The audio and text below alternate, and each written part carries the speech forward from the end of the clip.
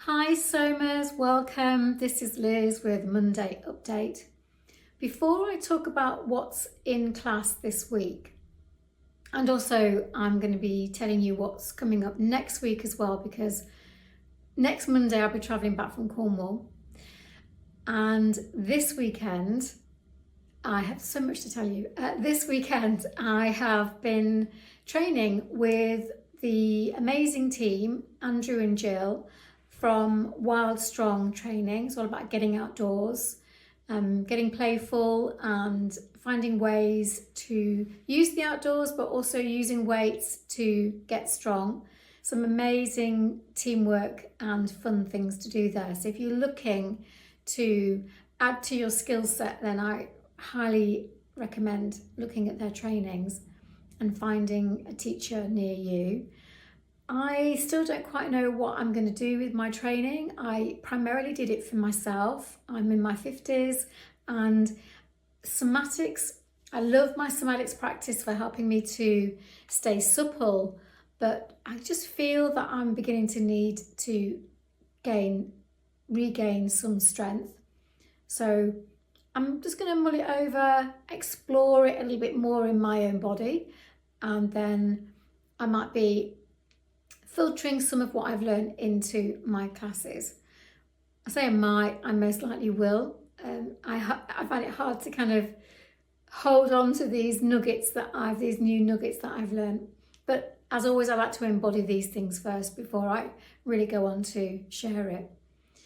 So coming up this week, over the weeks, I've been asking my students, what is it that you feel that you need? Really tuning in and noticing what you need. And this week I heard from a student called Lucy, who is beginning to notice this time of year, stiffness in her joints, particularly in her wrists and ankles.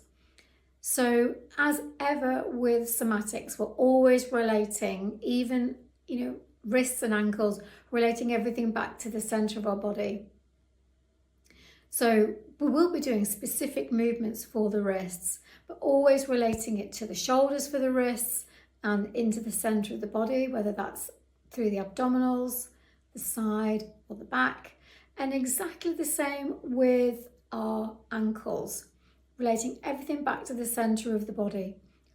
Still be exploring specific ankle movements, but sensing that connection to the center of the body. And that's one of the key components in our somatics practice.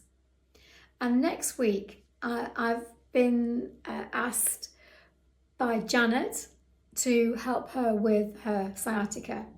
And sciatica often shows up where we have one hip higher than the other, and also some tightness or tension in the back.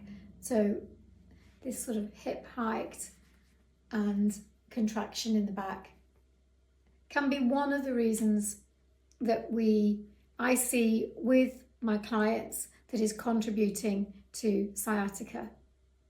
So keep a lookout for my newsletter. If you subscribe to my newsletter, I've got some more exciting things coming up, a retreat that I'm planning in February, and hopefully if you can join me online this week, then I look forward to seeing you. If you are new to somatics, don't forget that there is my beginners series taking you step by step through the fundamental movements.